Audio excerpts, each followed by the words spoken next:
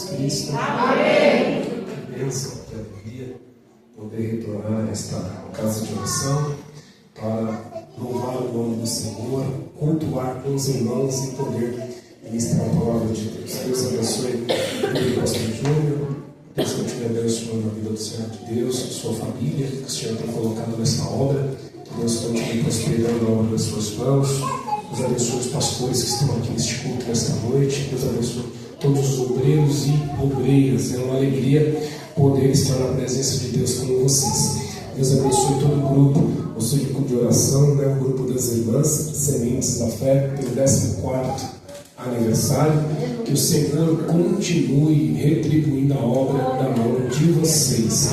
A honra e a glória é do Senhor, mas o privilégio é nosso de podermos estar na presença dele para adorá-lo. Meus irmãos, abra a sua Bíblia no livro do profeta Isaías, que é o tema deste congresso. Glória ao Senhor Jesus. Capítulo de número 35. Glória a Deus. Aleluia, Jesus. Aleluia a Deus.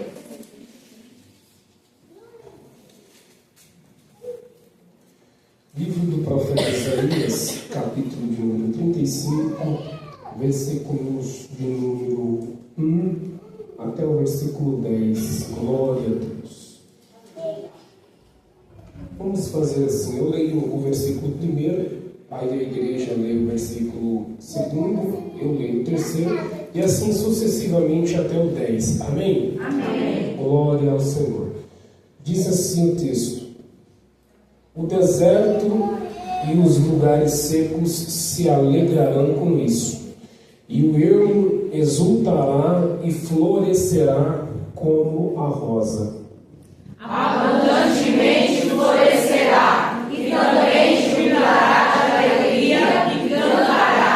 A glória do Líbano se lhe deu, a excelência do Carmelo e Saron. Eles verão a glória do Senhor, o esplendor do nosso Deus. Confortai as mãos fracas e fortalecei os joelhos trementes. Dizei aos turbados de coração: sede fortes, não temais. Eis que o vosso Deus virá com vingança, com recompensa de Deus. Ele virá e vos salvará. Então os olhos dos cegos serão abertos e os ouvidos dos surdos se abrirão.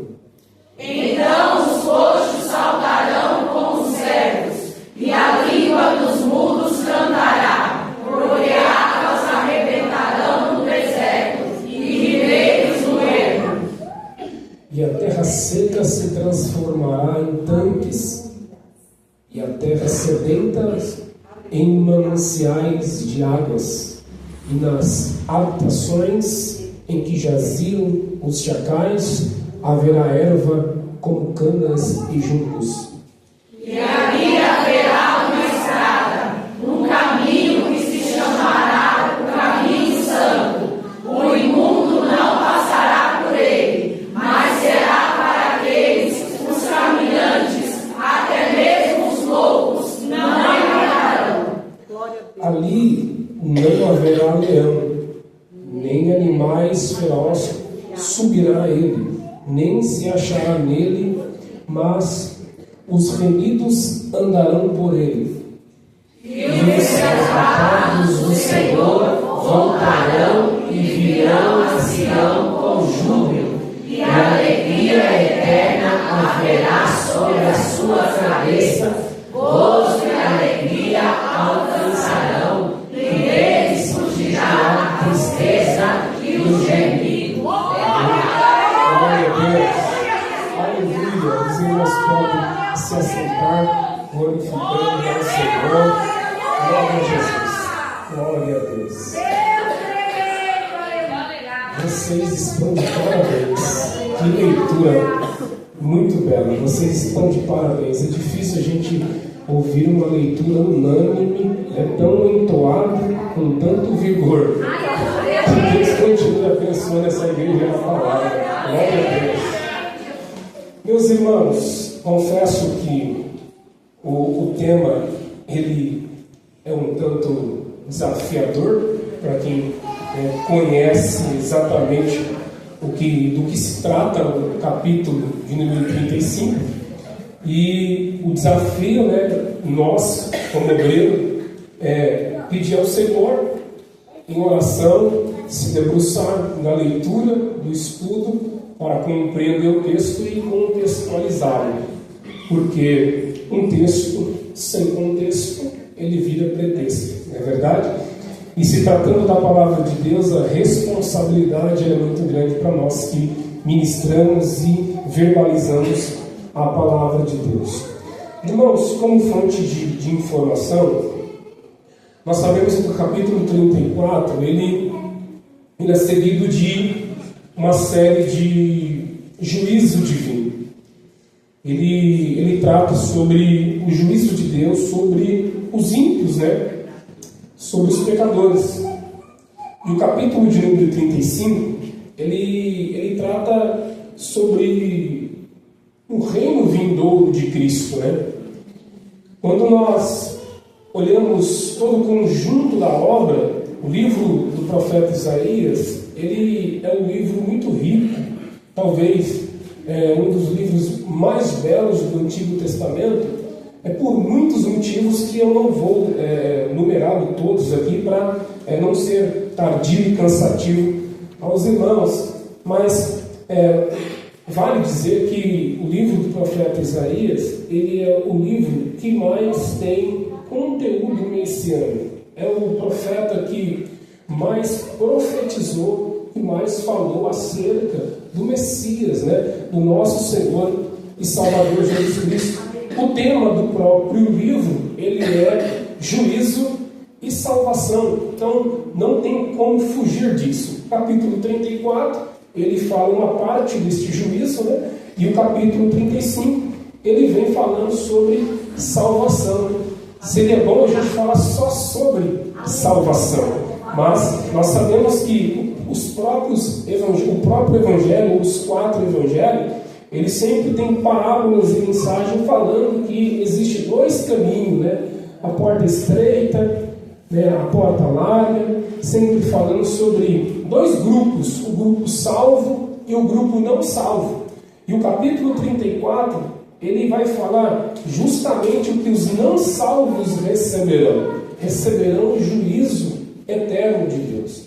E o capítulo 35, ele vai falar sobre a recompensa daqueles que são salvos em Cristo Jesus, não só apenas os judeus, que essa mensagem em primeiro momento é para os judeus, principalmente para os judeus em Jerusalém que precisavam de esperança, até por causa do contexto que eles iriam viver ainda. E então, quando nós olhamos para uma mensagem como essa, nós temos que tomar cuidado para a gente não confundir e trazer uma aplicação errada aos nossos corações, para que a gente possa se centralizar em qual que é a motivação, qual que é o propósito do capítulo de número 35. A gente precisa de compreender de forma geral que esse profeta, ele vai profetizar para Sião, para o povo judeu. E algumas profecias ou denúncias, elas estão relacionadas ao período presente em que ele profetiza. Aquele momento, aquela hora, onde o próprio Deus, através do profeta, denuncia os pecados de Sião, o afastamento de Sião, a idolatria do povo de Deus.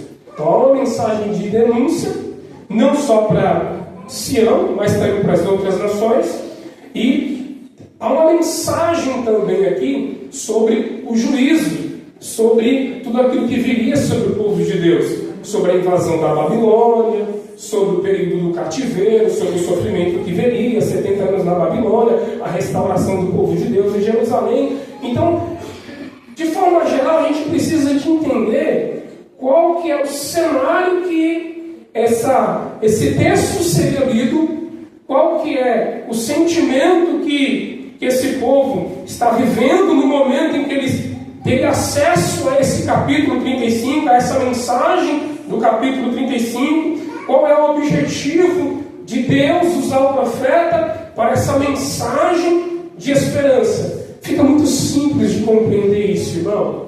Deus, Ele nos ama, sim ou não? Sim. Mas Ele aborrece o pecado. O pecado, ele não combina com o seu povo. O pecado, ele nos afasta de Deus. A única coisa que pode fazer divisão entre o homem e Deus é o pecado.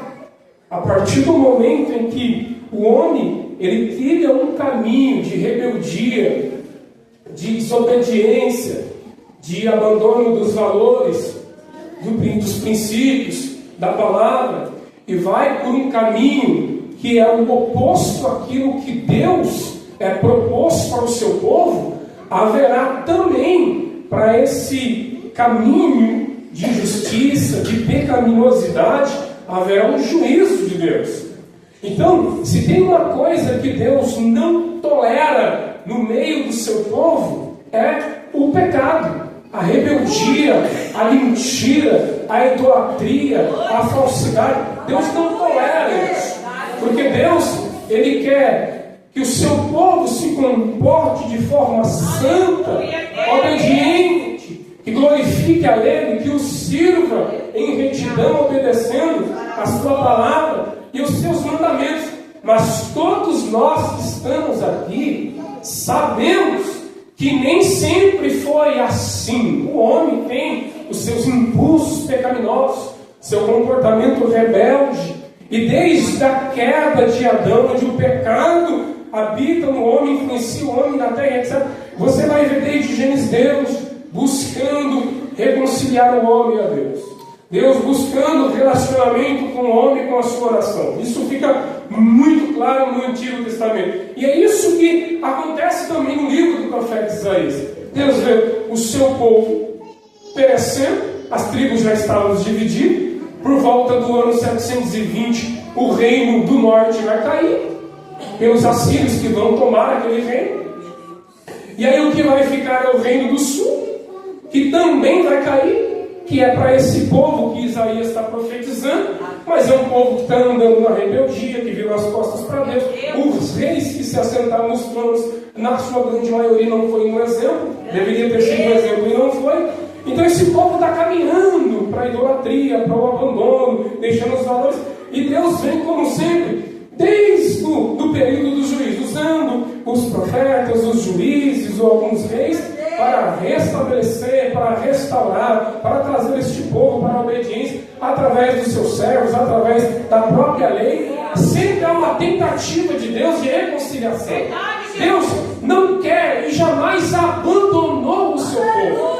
Deus, Ele abandona de forma parcial, se assim eu posso dizer. Não existe um abandono pleno da parte de Deus para com o seu povo. Deus continua amando Sião, Deus continua amando o povo judeu, mas reprova o seu comportamento pagão e idólatra, onde eles viram as costas para a própria comunhão com Deus.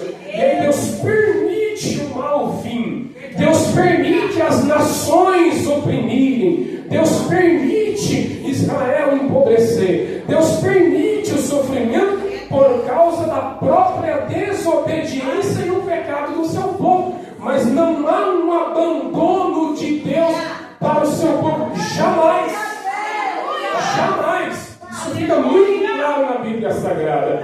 Eu já quero usar essa verdade bíblica para a minha alma e para a sua alma aqui nessa noite. Deus reprova os nossos comportamentos pecaminosos.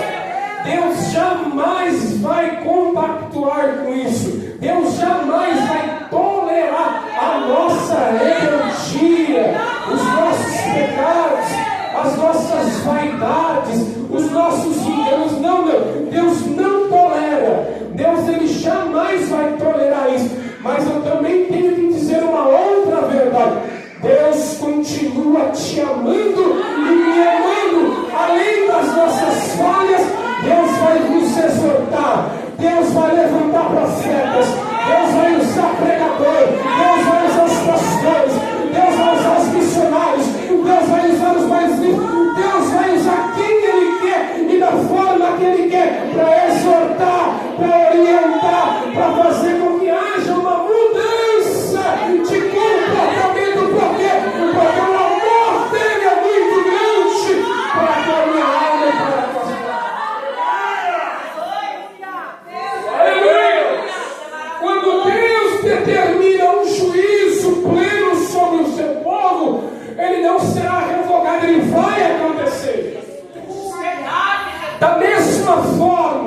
que Deus, quando Ele determina uma bênção, algo bom sobre a sua vida, e você continua na mesma posição de recebê-la, pode se levantar quem for, pode se levantar o inferno junto com seus demônios, pode se levantar um fofoqueiro, um caluniador, um maldizente, pode se levantar um mexeriqueiro, pode se levantar quem for, nada impede Deus de te abençoar se você estiver na presença dele.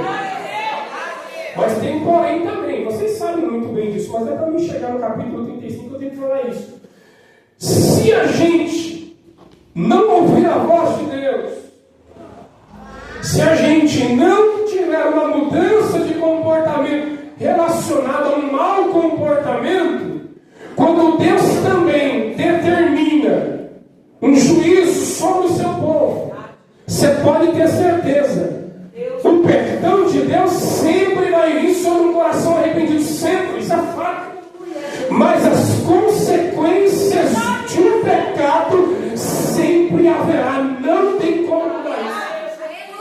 Deus sempre vai te perdoar se haver o arrependimento, mas as consequências das suas escolhas erradas, do seu comportamento pecaminoso, não adianta. Eu posso querer vir aqui e maquiar e falar que a roda gigante vai virar e que tudo vai ser um mar de rosa, que não vai ter mais nada de erro. Não. Se ir por um caminho de pecado, de mentira, de prostituição, de abandono da fé, pode ter certeza que você vai viver uma vida destruída e miserável e estará caminhando a passos largos para o inferno. Isso é bíblico. Não tem para onde correr. Só que Deus, Ele amou Sião de uma forma que foi difícil, doeu no coração de Deus ver os inimigos triunfar sobre o seu povo, ver o sofrimento, ver a pobreza, ver a miséria, ver o abuso moral, físico, ver tudo acontecendo no meio do seu povo. Foi difícil para Deus, mas essa era uma consequência da escolha do seu povo, e é isso que vai acontecer, porque quando Isaías ele começa a profetizar, talvez por volta do ano, a gente fala talvez porque não dá para ser exato em datas, biblicamente dizendo, por volta do ano 740 a.C., e vai profetizar até por volta de 689, por aí. Então, durou pelo menos meio século, um pouco mais de 50 anos, o ministério do profeta Isaías. Então ele profetiza em um período de declínio espiritual do povo de Deus. E Deus, como Ele já havia restabelecido uma restauração para este povo, Ele precisava de cuidar deste povo em um momento de treva, de sofrimento, para que esse povo não perecesse totalmente. Porque Deus, Ele permite sim, o juízo vem, mas eu repito, Ele não permite uma destruição plena do seu povo. Os inimigos tocam, triunfam até um determinado ponto na vida do povo judeu. Mas até onde Deus permite, Deus coloca um limite para o mal agir na sua vida. Tem um limite. Por quê? Porque você pertence a Deus. Porque você pertence ao Senhor, não tem um limite. Satanás não tem o poder sobre a sua vida plena, não tem. Porque você é lavada e remida no sangue do Cordeiro. Aleluia! Ele te comprou com sangue, a tua alma pertence. Todas as ovelhas que o Pai deu para ele, ninguém pode tomar da mão dele. Diz a Bíblia, ninguém. Você está na mão dele. Pode até ter uma atitude que não glorifica a Deus em algum momento da sua caminhada, mas você pertence a Ele. Satanás não tem o domínio sobre a sua vida. Sua vida pertence ao Senhor. E é isso que está acontecendo aqui. Olha só. Nabucodonosor invade Jerusalém por volta do ano 605, a primeira invasão. Leva um grupo de jovens inteligentes e sábios e de linhagem real que você conhece, Daniel e seus amigos. Por volta do ano 593, se a minha memória não falhar, ou 597, tem a segunda invasão, quem é levado? Ezequiel. E a terceira invasão, que é a destruição do templo de Jerusalém, por volta do ano 585. São três invasões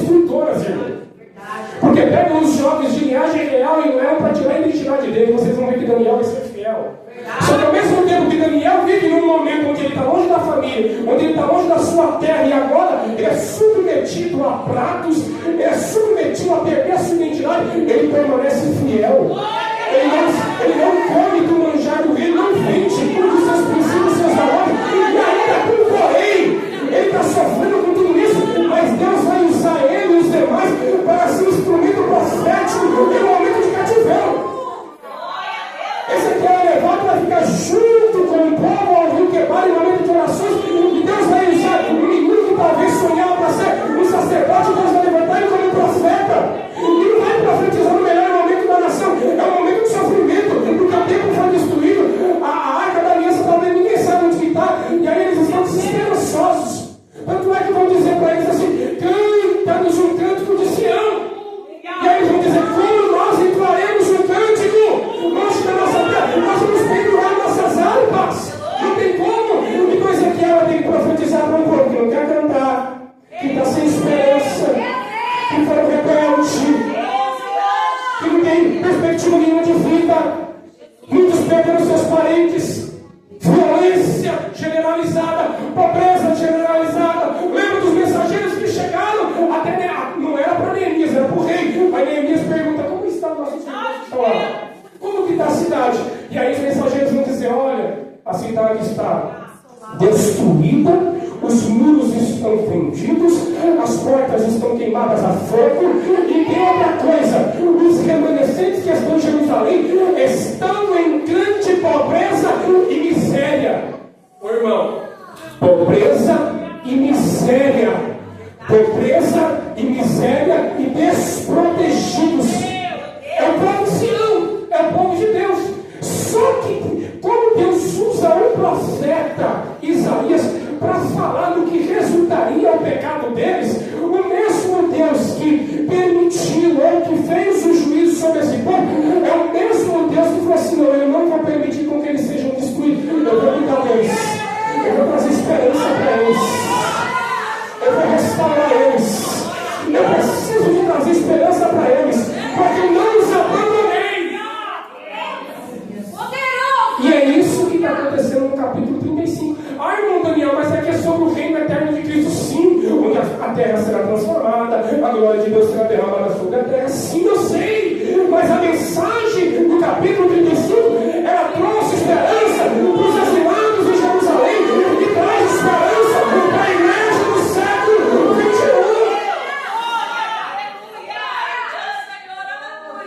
21. E a mensagem é esperança. Porque o povo está desacreditado, é sofrimento. Isso às vezes reflete na nossa caminhada cristã. Eu não vou ficar falando de detalhes teológicos, porque eu preciso também aplicar essas verdades na nossa vida e ser o mais compreensivo possível para que possa gerar em nós edificação. Entenda, a nossa caminhada cristã é de altos e baixos. Tem momento na nossa vida que a gente começa a caminhar com Deus.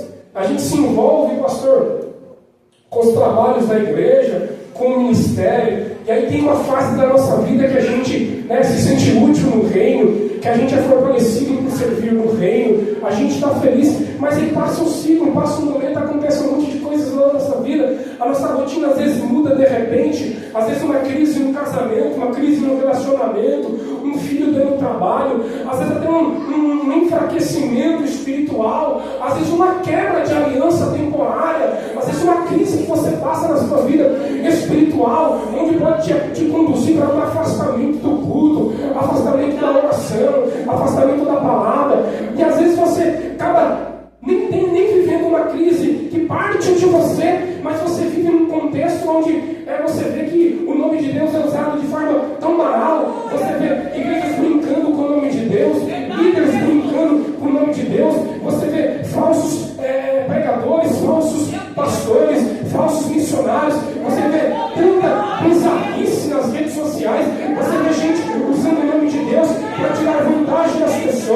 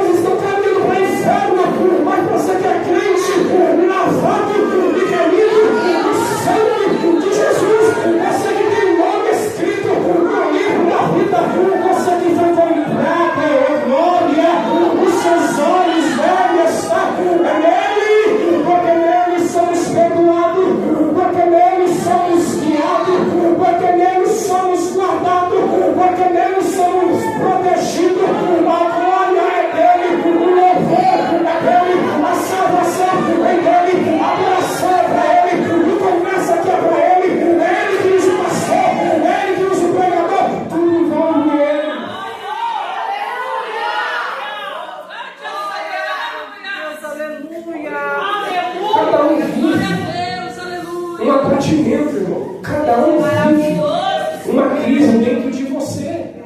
Cada um tem uma estrutura espiritual. Tem jovem que quando o namoro não dá certo, fica doidinha, fica doidinho, quer tirar a própria vida, quer sair da igreja, quer bater nos pais, vira uma loucura porque um relacionamento não deu certo. Porque não há uma estrutura espiritual, não há um equilíbrio espiritual. Tem adultos que quando passam por uma crise espiritual, não sabem identificá-la, não sabem como reagir. E aí começa o declínio dentro de casa, depois na vida financeira, e depois vai tomando a vida congregacional, porque não sabem reagir diante das adversidades da vida. E tem coisas que vai acontecer na nossa vida que ela vai ter que acontecer. Você pode chorar, você pode fazer biquinho, você pode falar, eu vou sair da igreja, você pode falar assim, eu não vou fazer, você pode se comportar como o crente mais mimado da terra. Deus não vai se submeter ao nosso mimo, não vai. Porque eu, sem Deus, Ele continua sendo Deus e soberano. E se eu não quiser, Deus levanta outro para fazer. Deus pega outro que está lá, porque Ele é soberano. Então tem coisas que a gente passa que a gente vai chorar, vai rolar no chão, vai subir monte, vai fazer campanha, e não vai mudar aquela realidade, porque faz parte de um processo.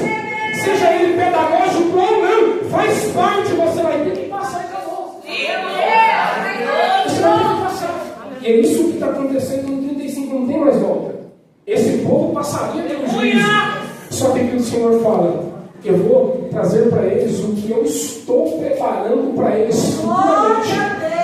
Eu vou mostrar para eles que eles não estão só, que eles não vão passar só, que eu já tenho um plano perfeito de glória eterna para este povo. Glória! Bendito seja o nome do Senhor. Porque, irmão, quando tudo está fluindo bem na nossa vida, é muito gostoso, irmão. É maravilhoso quando a gente passa no concurso bíblico.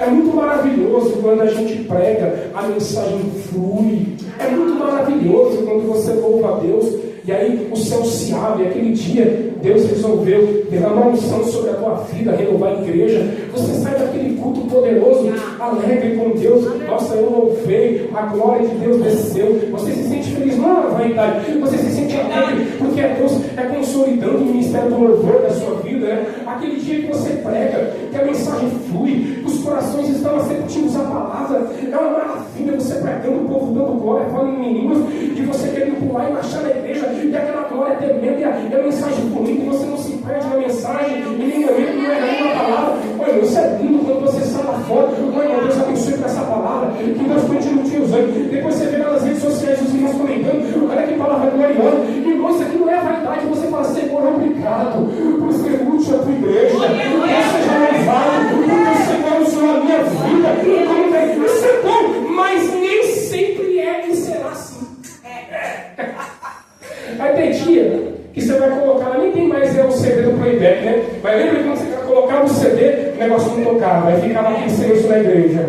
Aí de repente os irmãos começavam a tocar no corinho para não ficar sem graça, né? Aí depois de uma hora o negócio tocava, eu tinha que mudar o hino, e não ficava tão bom, um clima terrível. E aí o pregador começa a pregar em Gênesis, de repente ele vai para Apocalipse, volta para o meio da Bíblia e ninguém entende nada, e vira a sala da missa, a pregação do camarada, e aí não flui nada. Aí você sai do culto, irmão, às vezes assim, meu Deus, Deus não me chamou para pregar, não. Quantas vezes eu passei por isso? Quantas vezes não, o Senhor não me chamou para pregar, não. Nossa, parece que ela estava em pecado, a igreja que estava, o que aconteceu? Você estava fechado, não fluiu, eu levei a mensagem, a igreja não. O que acontece? Tem dias, irmão, que o céu está fechado, tem dia que você não entende nada, tem dia que não flui nada, mas tem dia, irmão, quando a gente está bem, quando o negócio está fluindo, qualquer coisa que acontece na sua vida, você fala, não, é Deus, é livramento, é permissão, é provisão. Você está aí vivendo algo especial de Deus. O negócio, irmão, é os dias maus. É os momentos que você passa que Deus não quer se revelar, que Deus não quer falar. E aí Deus fica só em silêncio, vendo como você reage, porque você precisa de amadurecer. E aí não é só louvar, e aí não é só congregar, é hora de ser mulher guerreira, mulher virtuosa, mulher sábia. E aí, varão, é hora de ser macho, é hora de ser homem, é hora de ser provedor, é hora de ser protetor. Tem hora que Deus se cala profeticamente, porque precisa de um amadurecimento humano.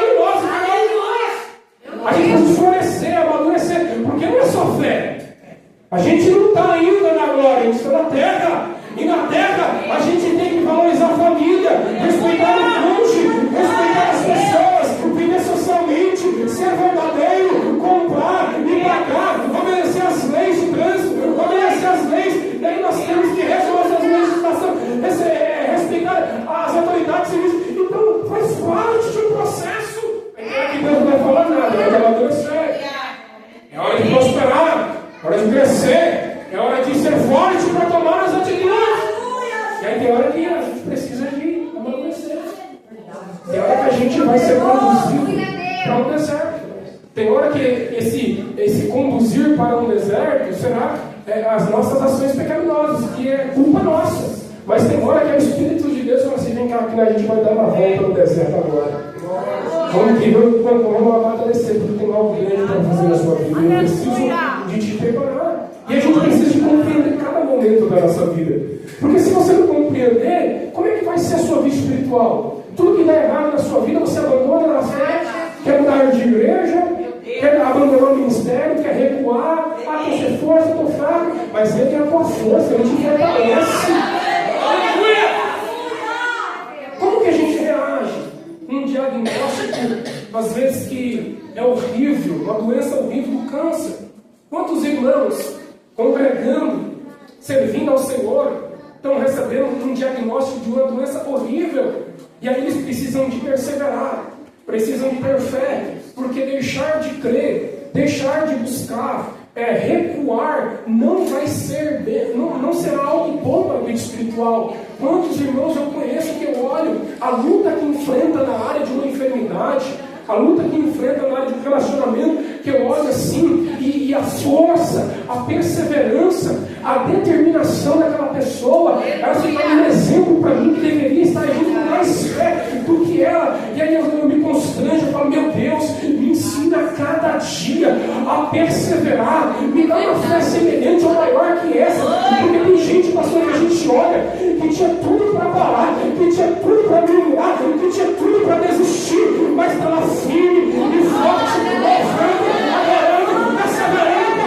porque tem uma promessa de vida eterna. Agora eu entro no capítulo 35, porque o cenário é de sofrimento. E aí as pessoas no sofrimento precisam de esperança, porque o cenário iria mudar naquele momento, iria mudar futuramente. A restauração viria futuramente. A restauração física, como nação, e também a restauração espiritual. Nós estamos aguardando na sua plenitude até hoje. E aí começa o deserto e os lugares secos se alegrarão. Com isso, e o ermo enxutará, exultará e florescerá como a rosa, abundantemente florescerá. Também regozijará de alegria e exultará a glória do Líbano que lhe deu, bem como a excelência do Carmelo e de Sarão. Eles verão a glória do Senhor, a excelência do nosso Deus. Perceba que o escritor, inspirado aqui pelo Senhor, traz uma mensagem usando nome de lugares para ilustrar verdades vindouras que ainda viria. Quando ele fala aqui do Carmelo, quando cita essas regiões, por causa do pecado, por causa das invasões, das nações estrangeiras que invadiram, esses lugares, eles ficaram desérticos, mas eles eram belos, eles eram formosos, com plantações lindas, com rosas lindas, com flores lindas. Esses lugares ficaram infrutíferos, sem vida. Não tinha como habitar em lugares como esse, porque não tinha água para beber, não tinha água para alimentar a terra, para plantar. A terra era estéril, não havia vida. Então esses lugares se tornaram uma referência de esterilidade.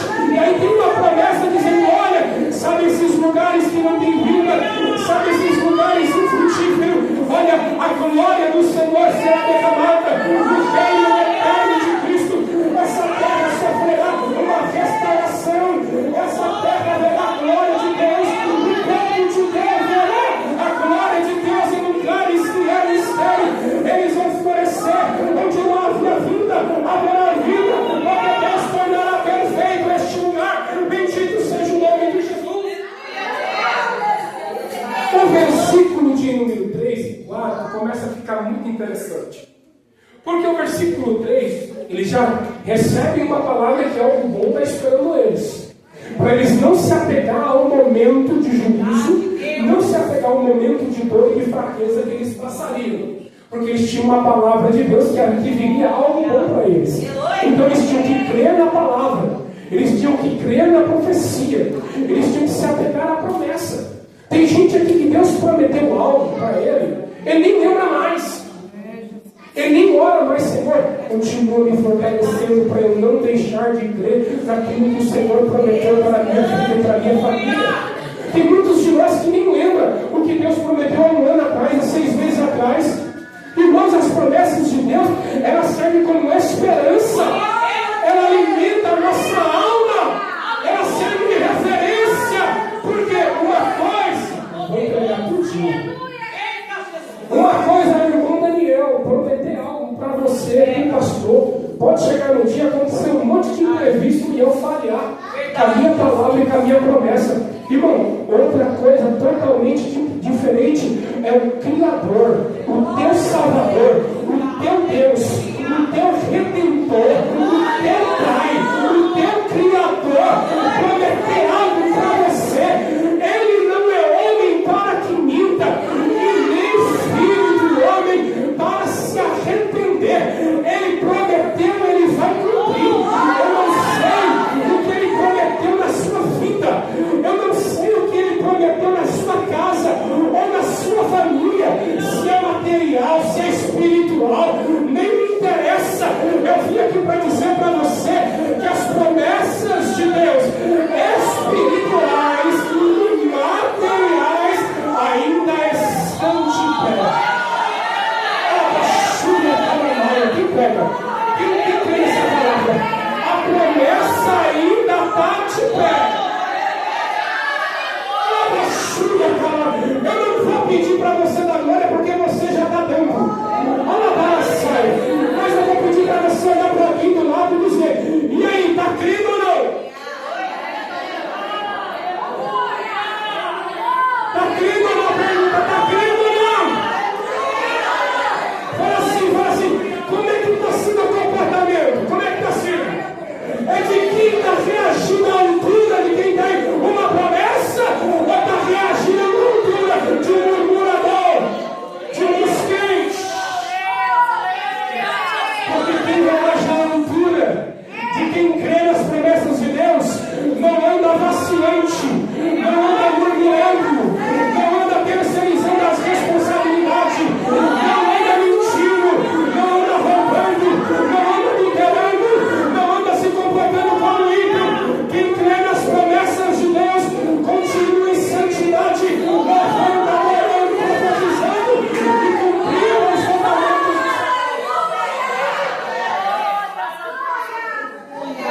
O versículo de número 3, ele é uma orientação que traz uma responsabilidade para aqueles que já têm conhecimento de Deus. Os ministros, os obreiros, as missionárias, as profetisas, os vasos de Deus, exercem responsabilidades maiores no meio do povo. Devem ser um exemplo de santidade, de perseverança, exemplo de fé, de bondade, de graça, de misericórdia, porque somos os ministros de Deus, os dispenseiros da fé. O versículo 3: confortai as mãos fracas e fortalecei os joelhos tementes. As mãos falam de trabalho. Ele está usando uma figura de linguagem para ilustrar lições espirituais para este povo. Não é uma interpretação apenas literária do texto. As mãos fracas fala dos irmãos desmotivados na obra, aqueles que estariam vivendo em um momento de cativeiro longe do templo. Qual seria o motivo para cumprir as leis cerimoniais, as festas? Não tinha mais o templo, não tinha mais o altar, não tinha mais a arca. Então o trabalho ficou desmotivado ao coração deles. E quando fala dos joelhos, fala de caminho, fala de dar continuidade, de continuar caminhando, de perseverar na fé, de perseverar crendo nas promessas que Deus havia feito desde Abraão, Isaac e Jacó, daquilo que Deus havia falado através dos profetas, e o que ele continuava falando, a palavra ainda estava de pé. Então, confortai as mãos fracas. Fala que os irmãos que tinham a responsabilidade de receber essa palavra tinham que incentivar, tolerar, ter paciência com os outros irmãos que não tinham a mesma força. E Jesus Cristo nos deu esse exemplo. Nós temos prova disso em Lucas capítulo de número 23 e o versículo de número, Lucas 23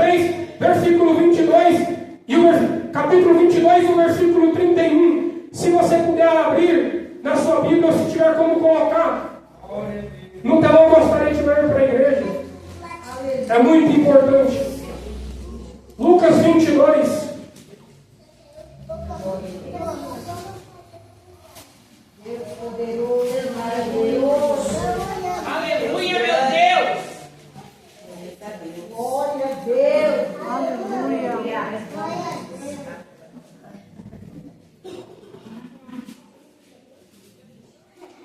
Versículo 31 e 32.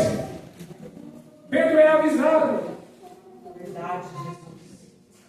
E disse também o Senhor: Simão, Simão, e eis que Satanás vos pediu para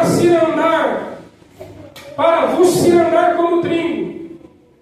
Mas eu roguei por ti, para que a tua fé não desfaleça. E tu, quando te converteres, confirma teus irmãos. A mensagem de Isaías, ela está em sintonia com a mensagem de Cristo para nós. E quase sempre nós somos intolerantes, não temos a mesma paciência com os mais leitos, com os mais fracos, não temos a responsabilidade, ou não queremos tomar a responsabilidade de abrir mão do nosso tempo, nem que se for por 1 hora, por meia hora, para fazer uma visita para quem está ausente no culto, para quem não dá mais vida ao culto, para um conhecido que está fraco na fé, que está vivendo uma crise. Então tem faltado essa essência do Evangelho da nossa vida. Em Isaías 35 existe essa orientação para que a gente venha consolar, aleluia, o coração dos mais fracos, que a gente deve fortalecer os mais fracos com o nosso tempo, com a mensagem de fé, com a mensagem do Evangelho, em oração, incentivando, dando exemplo. Glória a Deus, ninguém é forte o suficiente e vale a pena que nunca vai precisar de um auxílio espiritual, de uma oração, de uma visita, de uma palavra.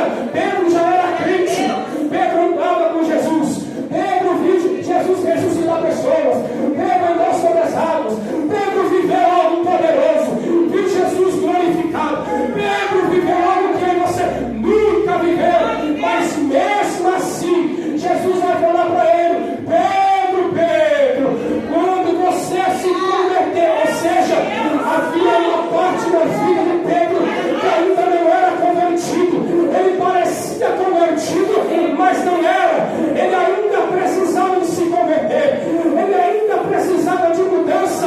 Parece que eu estou pregando para Pedro, e eu sou o mesmo Pedro, porque ninguém aqui está perfeito de toda a pena. Todo mundo aqui tem uma área da nossa vida que está em falha, ou que precisa de melhorar. A gente precisa de ser mais exemplo, a gente precisa não só de ter mais paciência, mas de usar todos os nossos esforços possíveis para ajudar, para incentivar, visitando com recursos, da forma que for, para que fazer de tudo para que o nosso irmão não pereça. Meu filho, se Pedro precisou, imagina irmão Daniel, meu Deus do céu.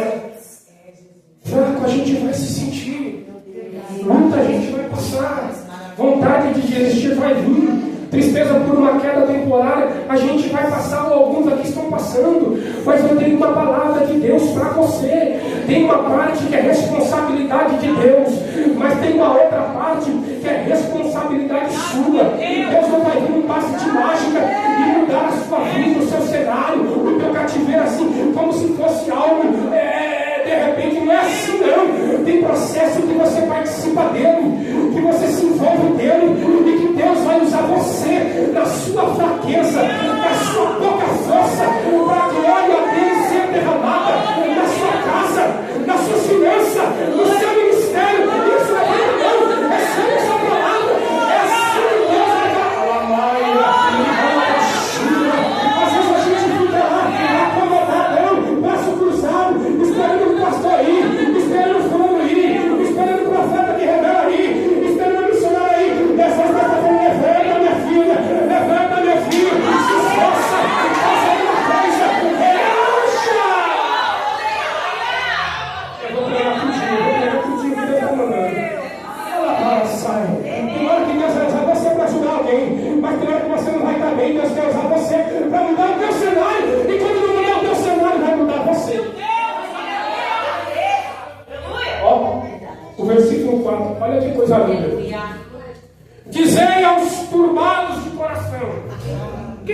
palavra de coração.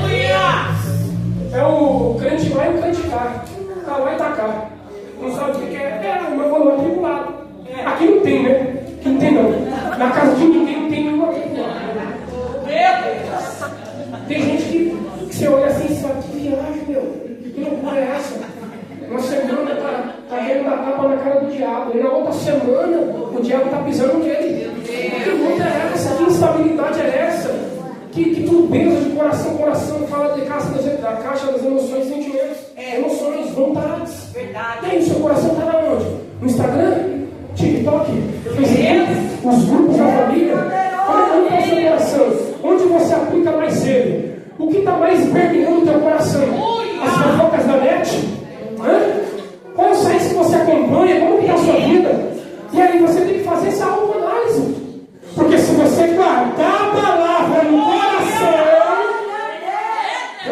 se você guardar a palavra no coração, pode vir dentro do que for, pode vir tempestade, pode vir estabilidade, a palavra de Deus está no coração, as suas emoções estão protegidas na palavra. A minha situação não está boa, mas eu estou na palavra, Jesus vai me dar. A porta está fechada, mas eu estou na palavra, Jesus vai abrir a porta. Eu estou sem dinheiro agora, eu estou na palavra, os recursos vão vir. Eu estou triste hoje. Não, quem está na palavra, quem está na presença de Deus fica triste sim, fica.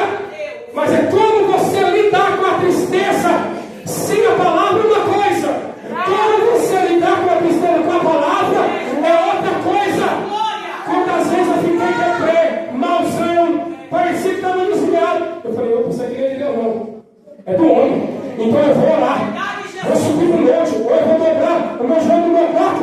Depois de uma hora orando, irmão, eu me levantava e via, irmão, que mesmo na presença de Deus, você não fica legal, mas basta dobrar o joelho, entrar na comunhão, entrar na oração, entrar na palavra, que tudo muda.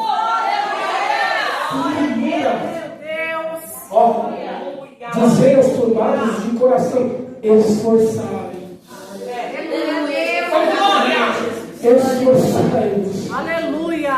Ou você é daqueles crentes quando vê alguém mal e fala assim, é assim mesmo, meu irmão. Deus sabe de todas as coisas. Ô, irmão, que mensagem profética é essa? Que palavra profética é essa que você tem para... Você não vai levantar ninguém, você vai terminar de matar. Por quê? Porque a pessoa sabe que Deus sabe de todas as coisas. E ninguém quer ouvir isso.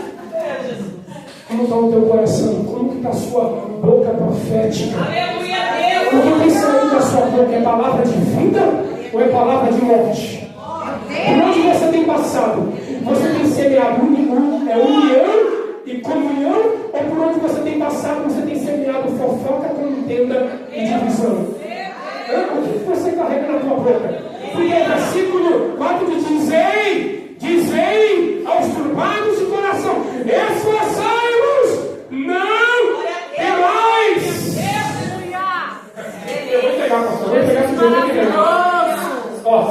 Se um crente murmurador, maldizente, fofoqueiro, linguarudo, for ter contigo, você não empresta o teu ouvido para ser perigo do diabo, não, irmão.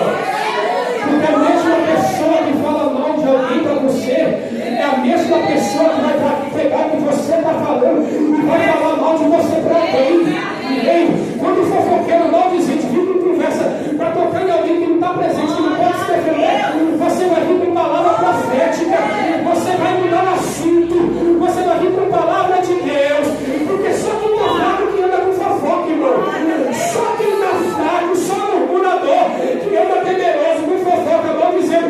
Mas quem tem a palavra, chega o murmurador, chega o caluniador, chega o mexeriqueiro, ele sabe como reagir. Sabe como ele reage? O fofoqueiro começou a falar, ele se levanta e fala, irmão, vai ter problema em toda igreja, vai ter problema em todo segmento, não tem ninguém perfeito, todo segmento, toda assembleia, ou todo grupo que está relacionado a pessoas fora de problema, não tem lugar sem problema.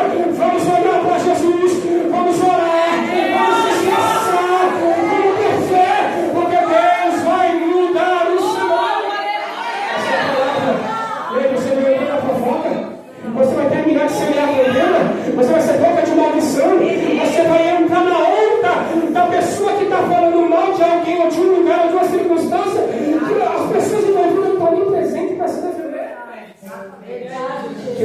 saia da nossa boca nenhuma palavra podre. A palavra de Deus para nós. Esforçai-vos e não demais. Isso fala de nós também. Porque sem esforço, irmão, não tem reino. Sem esforço não tem conquista. A gente acha que vai ser tudo fácil. Não. A parte difícil Cristo já fez na cruz.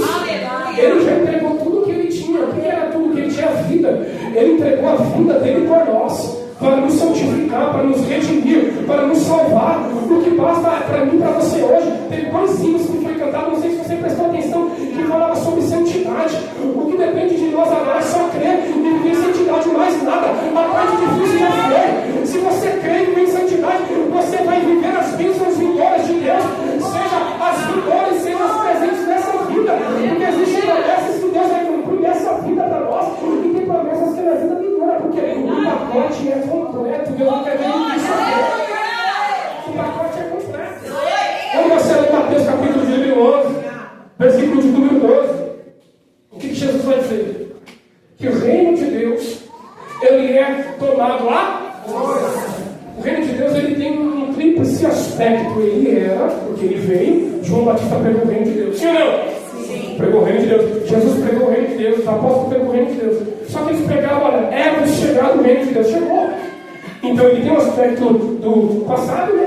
Porque ele já veio. Ele tem um aspecto do presente, porque ele é o reino de Deus. E ele virá na sua plenitude. E é esse aqui, o capítulo 35. O reino eterno, plenitude, santidade. Não haverá mais dor, não haverá enfermidade, não haverá mais perigo. Haverá segurança eterna, gozo, alegria na presença de Deus. E veremos a glória do Senhor sobre toda a terra. Então o reino de Deus, ele tem esse aspecto.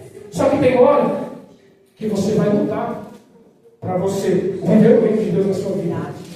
Como, irmão Daniel? Qual é a força que você tem que ter? A força não vem de você, porque a força vem de Deus. O próprio livro de Isaías fala: eu te esforço, eu te ajudo. A força vem de Deus, mas a predisposição para dizer não ao pecado, para dizer não para aquilo que desagrada a Deus, não depende de Deus, depende de nós, da nossa consciência, do nosso coração, do nosso poder de escolha e de decisão. Porque ninguém tem uma arma na cabeça para falar assim: não, você vai pecar, você não é obrigado. Não, pecado é escolha, mentira é escolha, adultério é escolha, falsidade é escolha, mau caratismo é escolha, tudo é voltado fraco, ai que fulano me influenciou, mentira. Pecado é escolha. Escolha. Daniel acertou no teu coração não se contaminar com o manjar do rei. Eu tenho o melhor vinho, eu tenho a melhor carne, eu tenho o melhor banquete, mas isso daqui tem raiz que não glorifica a Deus. Eu vou orar e Deus vai me dar estratégia para eu não quebrar os meus princípios e os meus valores, porque eu escolho viver em santidade com Ele, porque existe algo melhor, irmão, tem algo melhor, irmão. Jesus é melhor que carro, Jesus é melhor que os prazeres, as coisas eternas, elas são melhores que as coisas passageiras. É melhor dizer não hoje para viver um sim amanhã. Esforçai-vos, é a força. Não vai ser fácil para ninguém. Tem hora que a sua consciência vai querer te suplantar. Tem um livro que eu li que se chama O Impostor que Habita em Mim. Depois você lê ele. Ele fala de uma natureza que está adormecida dentro de nós, que de vez em quando fala dos impulsos pecaminosos do nosso coração, das nossas vaidades, porque o nosso corpo é tendencioso, a nossa matéria ela está inclinada para o pecado, para as coisas dessa terra. E aí de quando em quando você começa a fazer uma comparação da sua vida com os prazeres de outras pessoas, de outras famílias, de outros colegas, de outros homens, de outras mulheres, de outros vizinhos. E aí você quer fazer aquelas comparações e a vaidade vai entrando no seu coração e você vai se deixando sendo influenciado. E daqui a pouco o velho homem começa a ressurgir. E aí você comete um pecadinho aqui, depois um pecadinho ali. E aí você vai perdendo, vai se degenerando. Vai perdendo a identidade de cristão. Vai perdendo a identidade de servo de Deus. Por causa dos pecadinhos voluntários que vai vindo. E daqui a pouco você está vivendo, emprestando o teu corpo para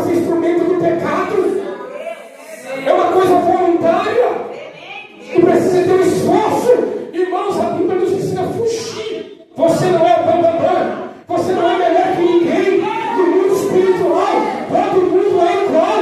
Se você está vindo que naquela direção existe algo que vai querer despertar, algo que você no passado tinha dificuldade para deixar, muda de direção.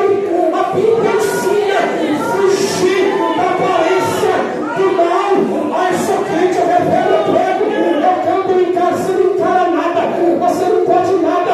Quem pode é Deus, a força vem de Deus, é Ele que pode, é Ele que faz, é Ele que é a sua força. E tem hora que Ele vai falar para você, não vai, fuja da aparência do mal, não se assente na roda dos escarnecedores. Se você não tem estrutura, se você não está preparado para influenciar, não vai, não participe e não fique. Glória a Deus. Esforçai-vos, se esforce. Cuidado com o tempo ocioso. Verdade, Jesus. Cuidado com o que você acessa no celular. Talvez não é nem algo que quebra uma aliança, e às vezes é, mas o tempo ocioso, reels, grupos, postagens, vai meia hora, 40 minutos, 1 hora, 2 horas, no computador, no tablet, no celular. Imagine se você pegar pelo menos 1 hora, palavra, louvor, oração, ninguém te para, ninguém te segura, mude a sua rotina. Existe uma coroa de glória te esperando. Não atrase as bênçãos de Deus na sua vida.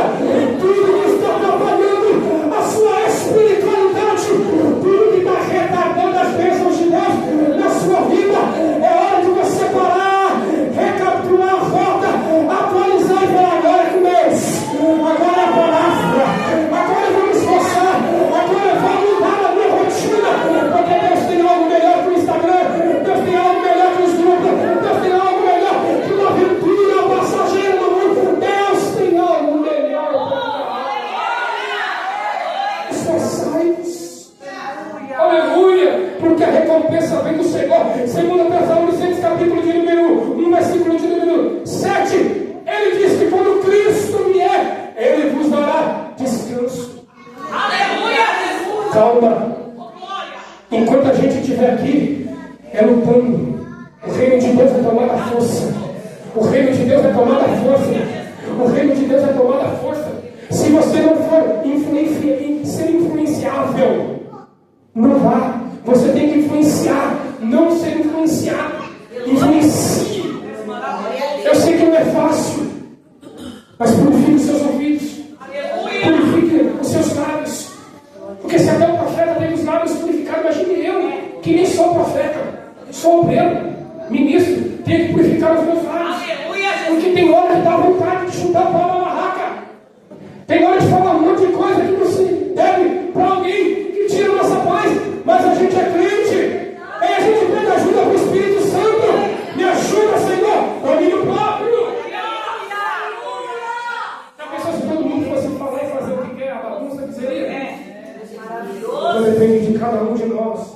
E para finalizar, o versículo de número 8 e 9 fala de circunstâncias que será no reino eterno.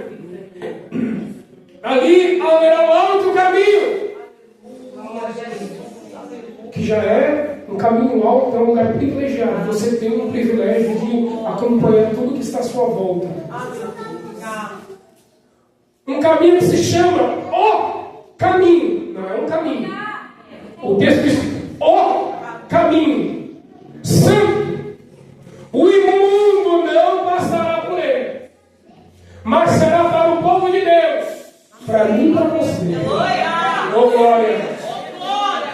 Os caminhantes não é para os vacilantes, não é para os que param, não é para os que desistem, não é para os que recuam, é para os caminhantes. Deixa eu ouvir se tem caminhantes aqui. Será que eu consigo ouvir passos de caminhantes aqui? Aqui tem caminhantes. Aqui tem caminhantes. Porque tem gente que até não está bem, mas está caminhando.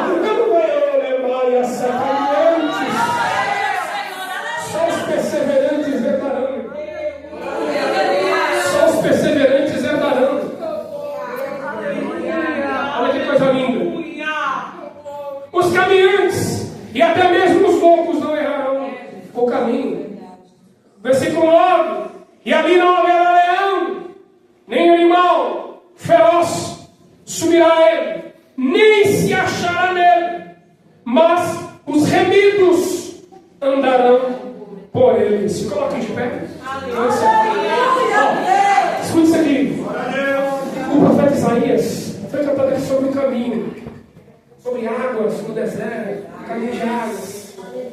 O livro do profeta Isaías fala pelo menos 4 vezes do caminho. Uma delas é essa que está aqui no texto. Não é um caminho, porque existem muitos caminhos que o mundo diz, existem muitos caminhos de ir a Deus. Não existe. Só existe o caminho. Aleluia! E Jesus, ele deixou bem claro isso. João capítulo 14, versículo de número 6. Ele mesmo vai dizer: eu sou Glória a Deus! o caminho. O caminho. Não existe outro caminho. Eu sou o caminho, a verdade e a vida. Ninguém vem ao Pai senão por mim. Jesus não é um beco. Jesus não é uma viela. Jesus não é uma estrada escura. Jesus não é uma opção de trajeto. Jesus, ele é o único caminho seguro que pode te levar ao reino eterno de Deus. Aleluia!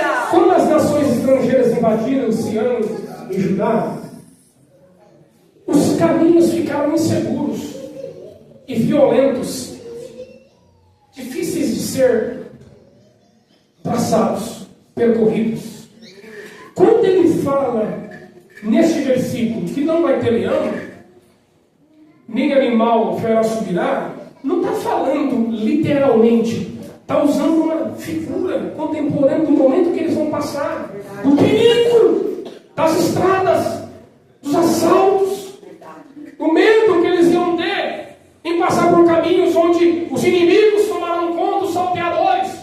Até porque o próprio livro de Isaías vai falar que no reino eterno de Cristo não haverá a questão do medo, animal, e etc e tal. A criança ficará com a fera, não haverá essa questão. Então ele não está falando de leão no litoral, ele não tá, no sentido litoral, não está falando dessas questões de forma literária, não. Ele está falando de uma forma simbólica para falar assim: olha, esse caminho, ele é um caminho seguro.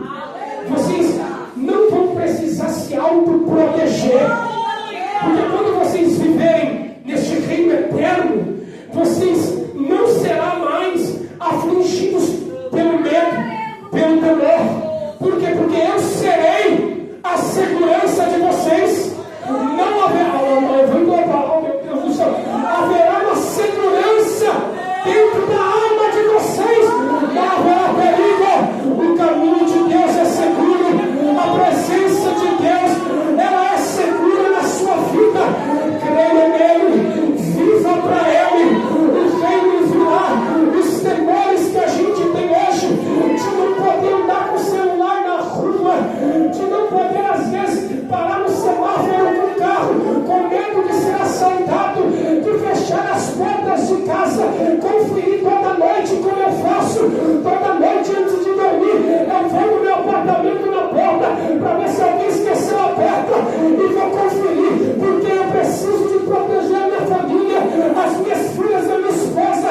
O máximo que eu tenho que fazer é protegê-los, mas no reino eterno de Cristo não haverá medo, não haverá temor, porque a tristeza, o medo, diz o versículo 10, eles fugirá de nós.